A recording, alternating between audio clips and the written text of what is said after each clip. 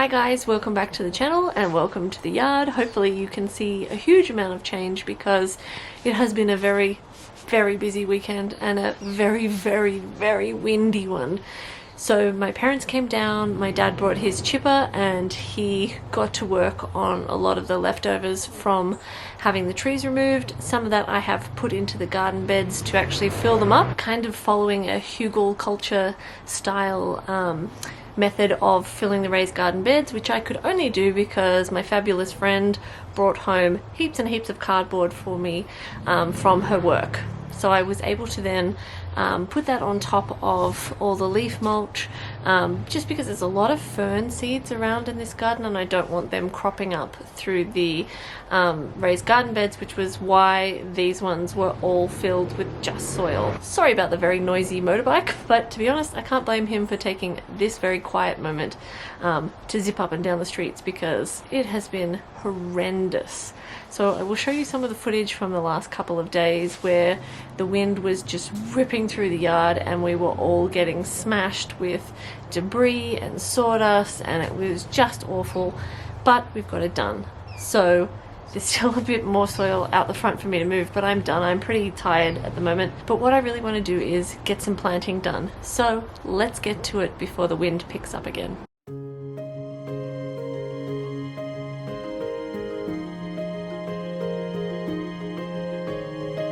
I found these beautiful purple pansies at the local nursery, and the purple was the kind of purple that almost glows, and I had a vision of these pots filled with pansies that are cascading over the edges and beautiful red poppies coming up through the middle. So the first thing I needed to do was get the pansies into the pots, and then I sowed some red poppy seeds and crossed my fingers and hoped that my vision would become a reality.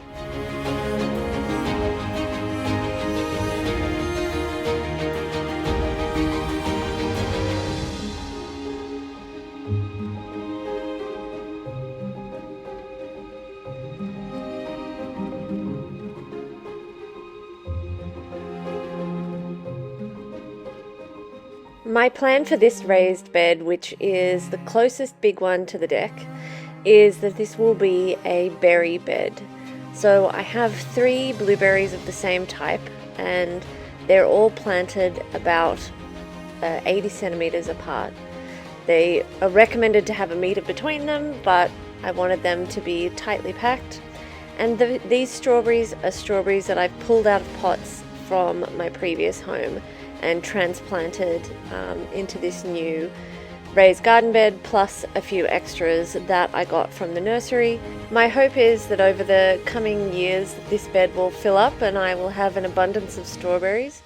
I have no idea how long it's going to take. These strawberries that I am transplanting from home, some of them are the little babies of the existing strawberries, but they didn't spread very much. They didn't seem very happy, and to be honest, I think that was because they were not in specific berry soil. The soil that I'm using in these garden beds is basically just the compost mix topped with some berry specific soil, and I have mounded the soil up a lot more to try and manage the inevitable sinkage that happens as the soil compacts over time in raised garden beds, because I don't want to have it ending up being half full and not being able to fill it up more because of the blueberries. So hopefully they will be very happy. Then it was on to what is the herb bed, which is right next to the berry bed, and right in the center I want to have a beautiful big rosemary plant. I'm planning to plant quite a bit of rosemary around the garden.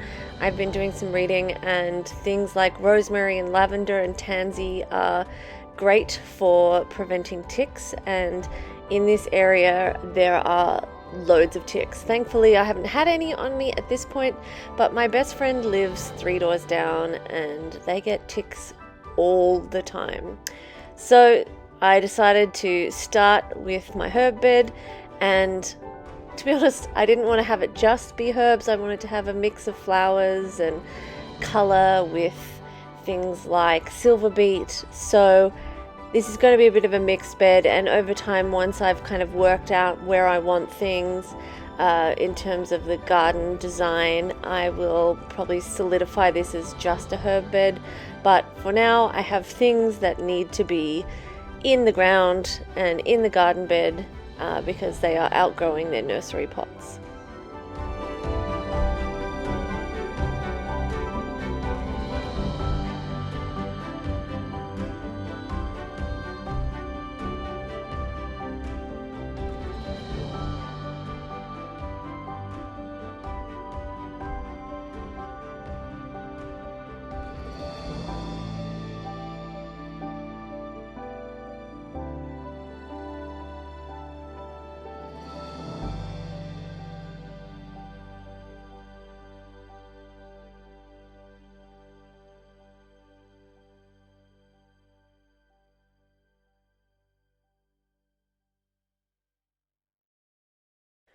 It's really hard to put into words how excited I am to see this garden start to take shape and to have so much hope that things like pyrethrum might be able to protect us from ticks, which is very exciting that possibly I can plant beautiful flowers that will help protect us in more ways than just keeping us healthy because we're eating homegrown food.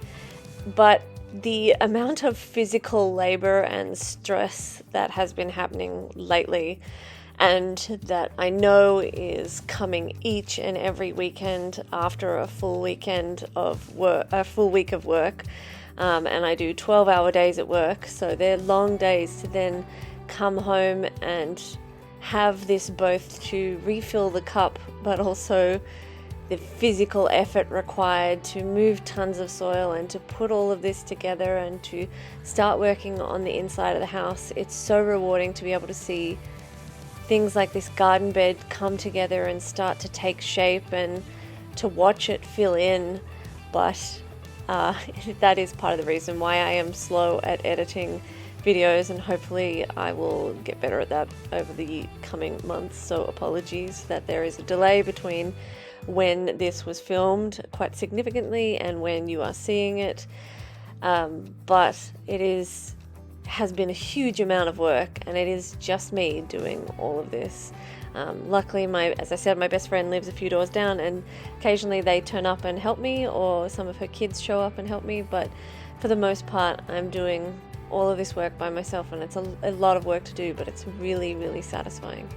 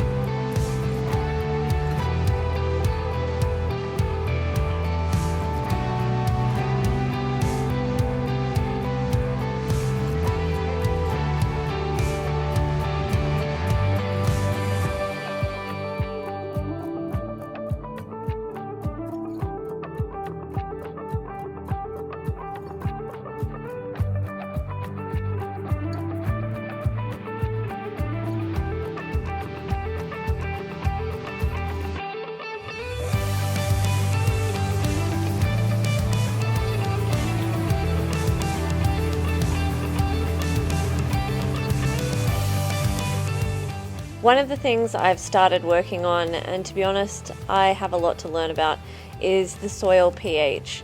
So the special gardening compost that I ordered, which was quite expensive given that it has come with a pH of like 9, needs some work and some amending. Obviously, I wasn't expecting it to be the same as homemade compost, but I was expecting that it would probably have a pH somewhere in the neutral zone, but it is going to need some help and on an ongoing basis probably to bring the pH down. So we'll see how we go, but I'm amending the soil as I go with soil acidifier, blood and bone, and a slow release fertilizer. I'm hoping that over time we will create beautiful compost together that we can put on top of the garden beds, and that then the soil will need less amending and we'll develop a great microbiome, both personally and in the soil, and that we'll start to see some worms appear, because there are no worms in this compost so far, which is a little sad, but I can't say I'm all that surprised. But I'm hoping that we'll be able to build a really healthy soil together.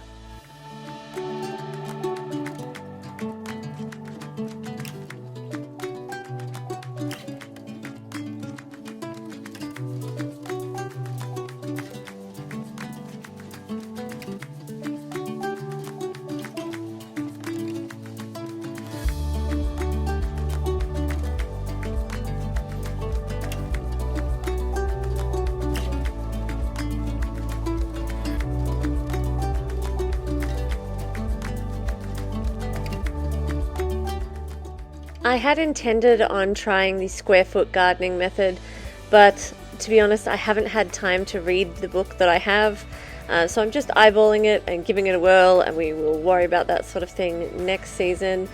I really appreciate you guys hanging out with me as I work through these tasks, and I hope that you'll feel free to shout out any comments or suggestions in the comments down below.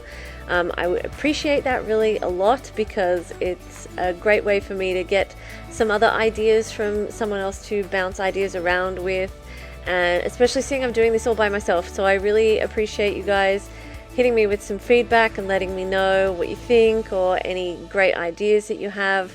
But thanks so much for hanging out with us. Really appreciate you watching, and hopefully we'll see you soon. Bye.